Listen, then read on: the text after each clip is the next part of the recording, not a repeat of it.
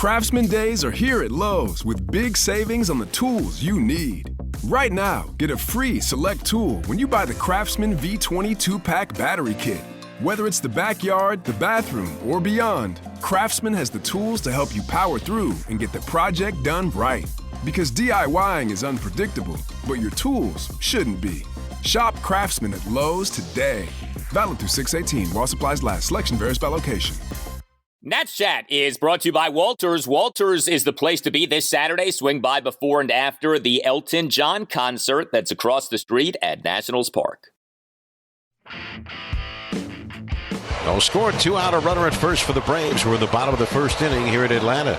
Now Corbin stepping off and walking down behind the mound for a moment. I don't know if something's bothering him. Yeah, I think something is bothering him. He might be cramping up here. He's doing some deep stretching. You know, he got examined. It's back spasms, so we'll see how he feels tomorrow. Threw a pitch and tightened up on him. So, you know, we watched him. He started trying to stretch. We went out there, and he said it just cramped up on him. He couldn't get loose. He tried to get back on the mound. As he was going back on the mound, he said he just couldn't get loose. So the smart thing to do is get him out of there. Ramirez deals. Swinging a high drive, left center field and deep. Long chase going back. Hernandez and Robles looking up at the wall, and it's gone. 2-0 Atlanta. D'Arnaud first pitch homer is 18th. Looking for that clutch hit here. Jansen kicks, delivers the pitch. Swing and a fly ball. Left center field. Playable for Harris. Backing up, shy of the track, makes the catch. And the Braves hold on and win it.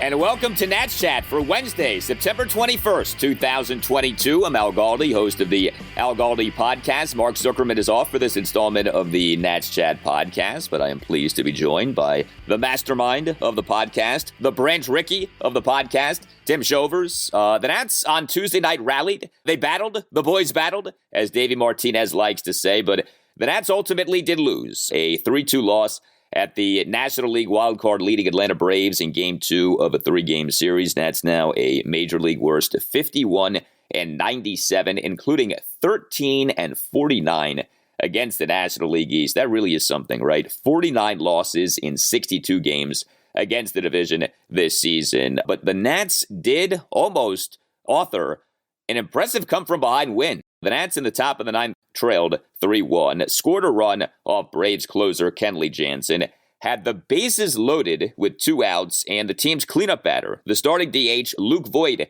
at the plate, but he then flew out to center field to end the game. Watching the game, Tim, did you have belief in the boys pulling off what would have been a pretty improbable come-from-behind win? No, not for 1 second, Al. I've been watching this team for almost 6 months, and I knew it was going to end with them coming up just short. That's been one of the things this year, is not only obviously the losses, but the amount of times that they've just fallen behind, and that's it. That's the game. And I know we've had a lot of ninth inning drama or mini drama, such as this evening where they made it interesting, but it's just... we talk about sample size on this show, and we have almost 150 games of sample size, so I knew what was probably going to happen there. Yeah, you know, the Braves did their darndest to give this game to the Nats. 3 errors for the Braves on Tuesday night, but the Nats just did not do much offensively. Had opportunities to be sure, but for the game, just 2 runs, a mere 7 hits, a double, and 6 singles. The Nats did work 4 walks, but went just 2 for 11 with runners in scoring position, struck out 14 times, and the Nats left 11 runners on base. Just a lot of missed opportunities. I mentioned what happened with Luke Voit in the top of the ninth. How about Ildemaro Vargas? And look, Vargas overall has done a really good job for the Nats, but Vargas, top of the 4th, bases loaded, 2 outs, struck out swinging on 4 pitches. Lane Thomas on Tuesday night, 0 for 4 with a walk and 4 strikeouts, left 4 men on base. You know, when you're a good team and you do things like that, it's hard to win. When you're a bad team and you're facing a really good team, the Braves, and you do things like that, you know, the Nats are almost lucky to have lost by just 1 run on Tuesday night. Yeah, it was, I watched every pitch, but by the 9th inning, I was like, this game's only 3-1 and then 3-2. It just felt much more than that. The pace certainly did not make you feel like you were watching a low-scoring game. It's hard to believe now that Nats won 2 games in Atlanta back in April and won a series there, but haven't picked up a game since. That is crazy, especially when you consider, again, 13-49 against the National League East. It's easy to become desensitized to various things about the Nats this year, especially like those of us who are in the Nats bubble and, we're talking about the team all the time. I know so many of you listening are huge Nats fans and that's your team. And so you kind of just get used to these basic things about the team. But when you take a step back and you view the team and the season from 30,000 feet, that is remarkable. 62 games against the NL East, 49 of the 62 have resulted in losses. That's one of the more staggering things I can ever remember about any Nats team, good or bad. That extreme of a record within the NL East for a season. I'll take it a step further. So they had 3 wins right off the bat, right away. They won the series finale against the Mets back in April, and then they won 2 of 3 in Atlanta, as I said. And then this month, they won 2 of 3 in New York, and then also won 2 of 3 against the Marlins. So that's 7 wins right there. So that means from May through August, they had 6 divisional wins. I mean, think about that. That's 4 months, 6 divisional wins. They play almost half their games against these teams. It's incredible. I mean, there was a time when the NL East was down. The division certainly has gotten a lot better, but still, 13 and 49, it's hard to justify that. It's hard to explain that away. But this game on Tuesday night was close, but like we were saying, it was a Nats loss. Luis Garcia did have a big hit. He was a Nats starting second baseman and number 2 batter, 1 for 5 with an RBI single. Did strike out 3 times, but Garcia in that Nats 1-run ninth, a 2-out RBI single to right field off Kenley Jansen to cut the deficit to 3-2, and Garcia had a stolen base. We had another extra base hit for Joey Meneses on Tuesday night off his 4-for-4 night on Monday night with the 4 singles. Meneses on Tuesday night, 1 for 4 with a double and an intentional walk. He and Nats 1-run 6, had a 1-out opposite field double off the right field warning track. I also did want to highlight this. Victor Robles on Tuesday night made an excellent defensive play. Swinging a line drive right center field. Robles after it. He dives, and he caught it, and he holds on. We may well be in the dying days of Victor Robles as anything close to a Nats every game player, maybe even in the dying days of Victor Robles as a Nats player, period. He on Tuesday night was the Nats starting center fielder and number 8 batter, 1 for 4 with a single, and this great defensive play. Bottom of the 6th, Nats are down 2-1, a terrific diving catch in the right center field gap of a 2-out liner by Travis d'Arnaud for the 3rd out. But otherwise, just not a lot happening with this Nats lineup in this game. Nats offense overall has been better these last few weeks. We've talked about that. You did have some base runners on Tuesday night, and you had some things here and there, but geez, just not a lot coming from this lineup in this game. Yeah, another sleepy night from the Nats at the plate, but Joey Meneses, yet again, another hit for him. So this is going to happen all the time when you have, it's Garcia, Meneses, and Voit as your top hitters, and Cesar Hernandez is hitting 5th. So this is what it's going to be. Major credit to the Nats bullpen for what it did on Tuesday night. So Patrick Corbin was the Nats starting pitcher. He only lasted for 2/3 of an inning. Now, if you didn't watch the game, if you know nothing about the game, you hear that and you're probably like, oh boy, how many runs did Patrick give up to where he only lasted for 2/3 of an inning? No, for once, this abbreviated Patrick Corbin start was not due to him getting shellacked in the game. Corbin, who remember had been good in 4 of his previous 5 starts, lasted for just 2/3 of an inning due to back spasms. He in the bottom of the 1st sandwiched 2 outs around a single and then left the game due to back spasms. So understand, the Nats for this series at the Braves had not yet announced a starting pitcher for Wednesday. And the thinking was, well, the Nats might do a bullpen game for this Game 3 at the Braves on Wednesday. It's an early game. It's a 12:20 p.m. first pitch. This is so typical of the Nats' luck lately. And when I say lately, I mean the last few years. This perpetual dark cloud over the Nats. Davey Martinez is thinking bullpen game potentially for Wednesday. And what happens on Tuesday night? His starting pitcher lasts for 2/3 of an inning due to back spasms. And so the Nats in this game had to have 4 relievers cover the rest of the game. 4 relievers combined to allow 3 runs in 7 1/3 innings. So overall, a good job by the pen. Erasmo Ramirez allowed 2 runs in 3 2/3 innings. Braves 2-run 4th, gave up a 1-out first pitch 2-run homer to Travis d'Arnaud to left center for a 2-0 Braves lead. Jordan Weems, 2 1/3 perfect innings. He did a really nice job. Hunter Harvey, a scoreless bottom of the 7th inning. And then Kyle Finnegan in the bottom of the 8th, I thought had the ultimate Kyle Finnegan appearance. If you're not sure about who Kyle Finnegan is, The bottom of the eighth captured that perfectly. And, of course, the bottom of the eighth left you saying to yourself, I'm still not sure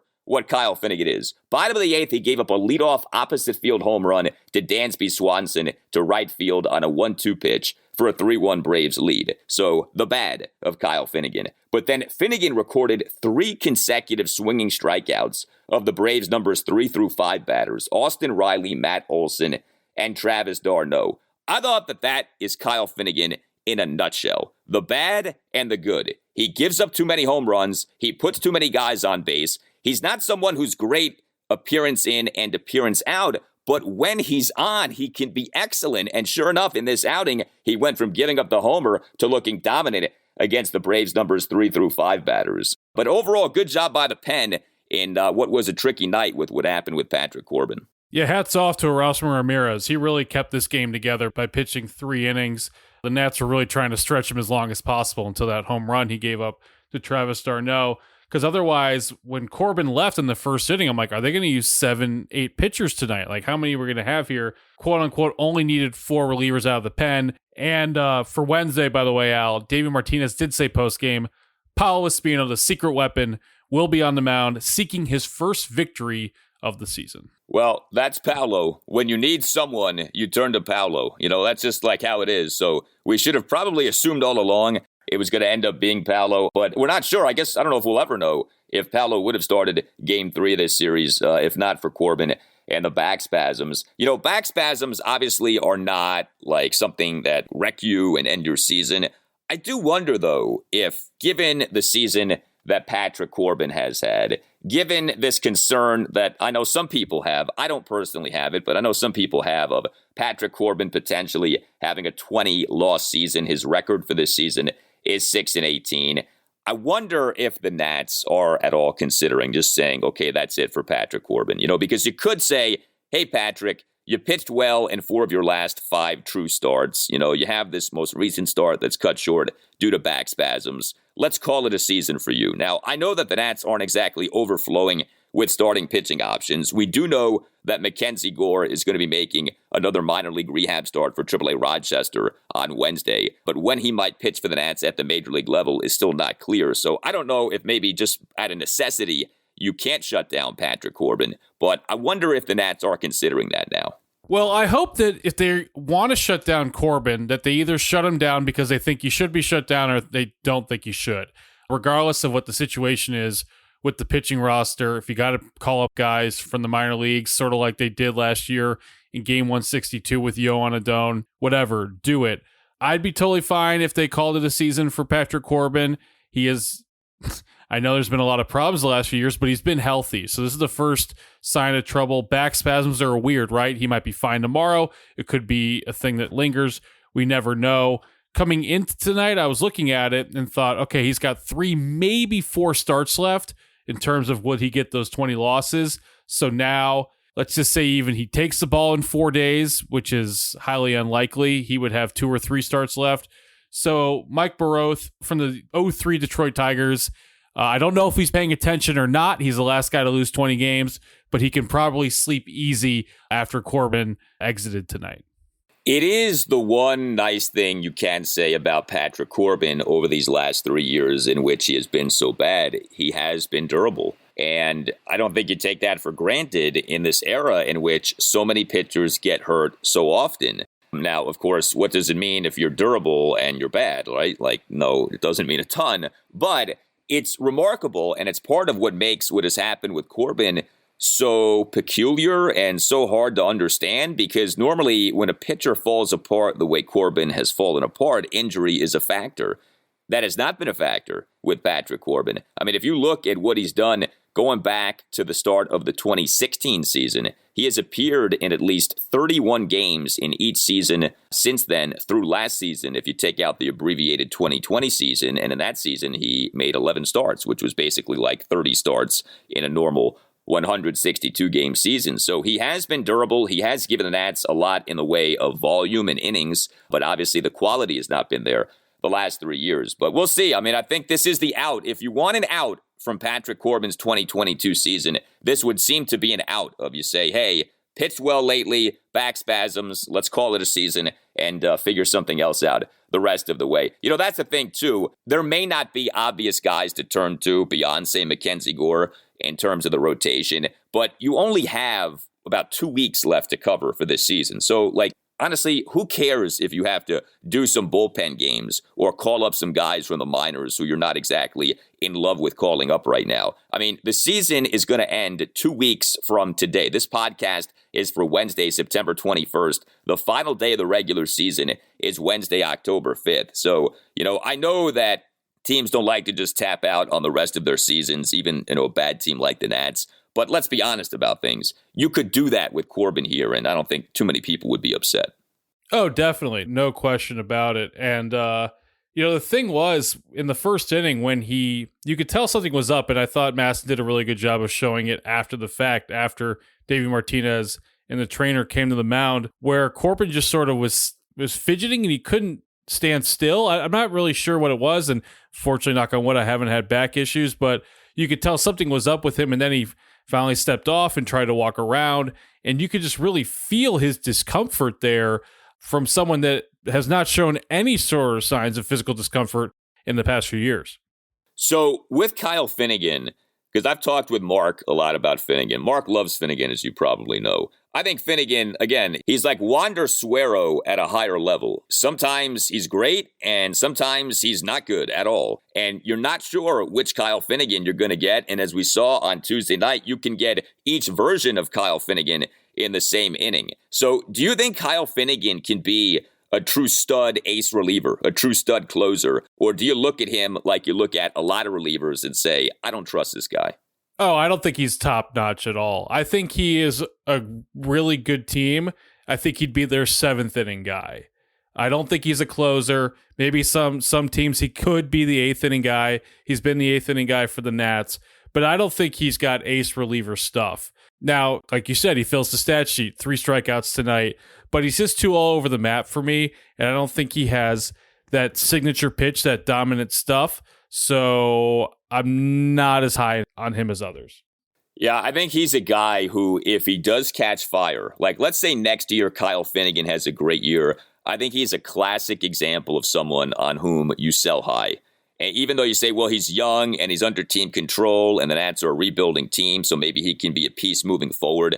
I think with bullpens, it's different. I think bullpens, you go year to year with them. I don't think you have foundational pieces in your bullpen. I don't think you look at a bullpen that way. And so to me, you treat relievers almost like stocks. You buy low, you sell high. And if Finnegan gets on a run next year, and he's capable of that, because I think, he does have the stuff to do that. I think he's the kind of guy with whom you sell high. It's been an odd statistical profile for Finnegan this year. He's appeared in 61 games, 60 and 2/3 innings. His ERA now is 3.86. That's a bad ERA for a back end of the game guy in terms of, a closer or an eighth inning guy. Really good relievers have ERAs like in the 1s and 2s. Finnegan's is nearly 4. His whip is 117, and he now has allowed 9 home runs this season, but he also has 64 strikeouts in 60 and 2/3 innings, so he can be dominant. And like I said, he struck out the Braves 3 through 5 batters, all swinging in that bottom of the 8th on Tuesday night in Austin Riley, Matt Olson, and Travis d'Arnaud. Hey guys, it's Al Galdi for Window Nation. Pennant races in baseball are on, and Window Nation is coming through in the clutch. Think of Window Nation as the 2019 Nats. You right now can get new windows from Window Nation at half price. 2 free windows with every 2 windows that you buy, plus pay nothing with no interest until 2025. Visit windownation.com or call 866-90-NATION and make sure that you tell Window Nation that Al Galdi sent you. Lower your energy bills and raise the value of your home with new energy-efficient windows from Window Nation. Over 1,500 custom vinyl window options are available. And if you're wondering, well, do I need new windows? Well, if your current windows are sticky or drafty or cracked or hard to open or lock when the windows close, then you need new windows. Get yourself Window Nation windows and take advantage of this great offer. 2 free windows for every 2 windows that you buy, plus pay nothing with no interest until 2025. Visit windownation.com or call 866-90-NATION. That's windownation.com or 866-90-NATION. And make sure that you tell Window Nation that Al Galdi sent you. Nats Chat is brought to you by BetterHelp. How we care for our minds affects how we experience life, so it's important to invest time and care into keeping them healthy. There are plenty of ways to support a healthy brain, like learning a new language or taking power naps. There's also BetterHelp Online Therapy. It's been continually recommended to me that therapy is the way to go in modern times. BetterHelp is online therapy that offers video, phone, and even live chat-only therapy sessions. So you don't have to see anyone on camera if you don't want to. It's much more affordable than in-person therapy, and you can be matched with a therapist in under 48 hours. Our listeners get 10% off their first month at betterhelp.com/natschat. That's better, HELP.com/natschat.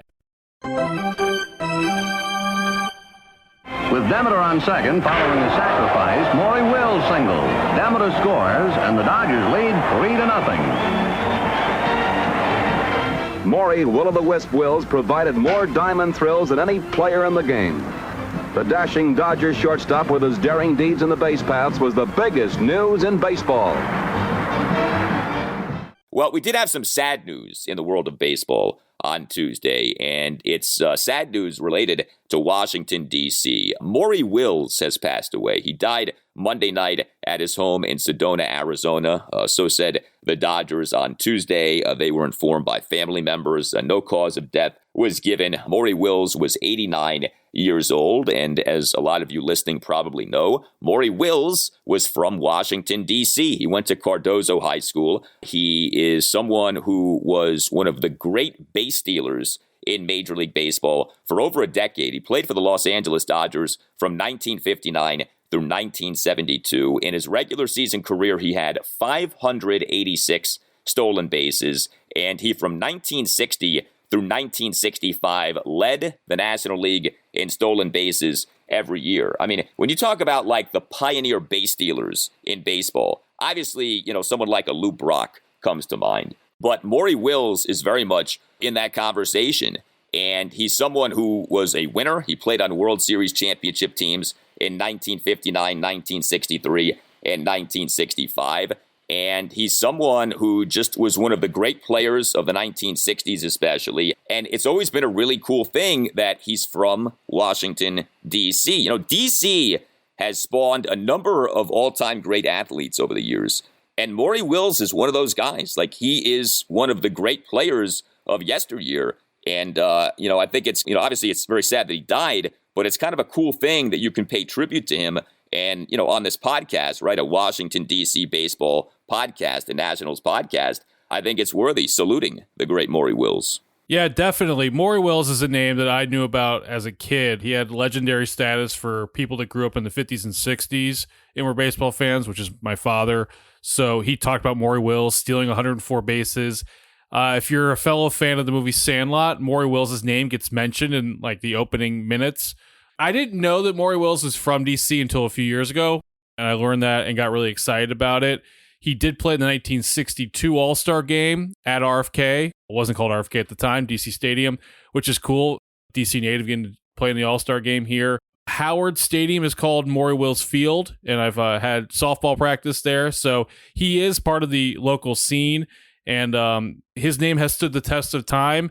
And, it requires, got to look at his baseball reference page more closely, but I would be open to a resurrected conversation of should he get into Cooperstown. He never got in. He's been on different committees, but I think it's worthy of consideration, especially as the stolen base has become more and more rare. Yeah, you can make the case. I think what's tough with him is that the offensive numbers, the hitting numbers really aren't that impressive. So you'd be putting in a guy who was a subpar batter in his career. He was like an A-level base stealer, but he was a below-average hitter in his career. So, it kind of depends on what your definition of a Hall of Famer is and how you want to go about doing that. You mentioned that 1962 All-Star Game in D.C. Wills was the MVP of that All-Star Game, so that was something that was very cool. And if you want to make a connection to the Nationals, I think I said earlier that Wills played for the Dodgers 59 to 72. I want to correct that. He played for the Pittsburgh Pirates for a couple of seasons, 67 and 68, And he was on the Montreal Expos for part of the 1969 season and then had a second stint with the Dodgers after that. So certainly the bulk of his career was with the Dodgers, but he did play for the Expos in 1969. So, there is that connection to the Nationals franchise if you want to extend that out. It's a tricky thing with baseball in Washington, D.C., right? Because you have the two incarnations of the Senators, and unless you're of a certain age, you have no memory of the Senators being here. Now you have the Nationals, so you have team number 3 that is here. And so when it comes to baseball history, it's a weird deal, right? Because technically the history of the Nats is the Expos, but how many people in D.C. truly feel a connection to the Expos, feel a connection to Tim Raines and Gary Carter and people like that? And so what you end up doing is, yes, looking at some of the Senators from yesteryear, a guy like a Frank Howard, if you really want to go way back, a guy like a Walter Johnson, who I think is the greatest pitcher ever, but, if he's not, he's certainly on the short list. But you also have guys who are from D.C., and so Maury Wills clearly would fall into that category. So rest in peace, Maury Wills, a very good major league career. The Dodgers will be wearing a patch to honor Maury Wills for the rest of this season. And like you said, with the stolen base really becoming like a dying species in baseball, it's cool to look back on guys like Wills and see what they did. You referenced the 104 stolen base season that Wills had. That was the 1962 season. And it's not just that he had 104 stolen bases that year. He went 104 for 117 on stolen bases. So analytics have revealed that if you're a base stealer and you're not succeeding on stolen bases at least 2 out of 3, 3 out of 4 times, you're actually doing more harm than good, because the outs that you're running into are inflicting more damage than the stolen bases that you're generating are producing. To go 104 for 117 on stolen bases in a season, as Maury Wills did in 1962, is otherworldly. And yet he did that in that 62 season. When my dad would talk about that season, that was the stat he would point to, was that he only got caught stealing 13 times. Yeah, man. Because it's not just about how many steals you have. It's, okay, well, what's your hit rate on those steals? For that 62 season, Maury Wills converted on stolen bases at a clip of 88.9%. That is exceptional. So you talk about great base stealer. It's not just about how many stolen bases do you have, but are you really good at the art of stealing bases? Maury Wills was. There's no question about that. You tell us what you think. Hit us up on Twitter at Nats_chat. You can email the podcast, natschatpodcast@gmail.com. You can find us on Instagram as well at natschatpodcast. And do not forget, it's coming up, the first ever Nats Chat podcast party, going to be happening on Friday night, October 14th at 7 o'clock at Walters, right across the street from Nationals Park. We're very much looking forward to that. We'll hang out, talk Nats, watch some playoff baseball, and just get to meet people. Doing this podcast for 2 years, we obviously hear from so many of you, but it's going to be nice to actually meet some of you. So if you can make it, we certainly would love to see you. Friday night, October 14th, 7 o'clock at Walters, right across the street from Nationals Park. All Nationals radio highlights on Nats Chat are courtesy of 106.7 The Fan. For Tim Shovers, I'm Al Galdi, and we'll talk to you next time on the Nats Chat podcast. I moved to the neighborhood about 2 weeks before school let out. It was the same summer that Dodger Maury Wills would break the stolen bases record. So with something that incredible going on, it should have started off with loads of great things happening for me.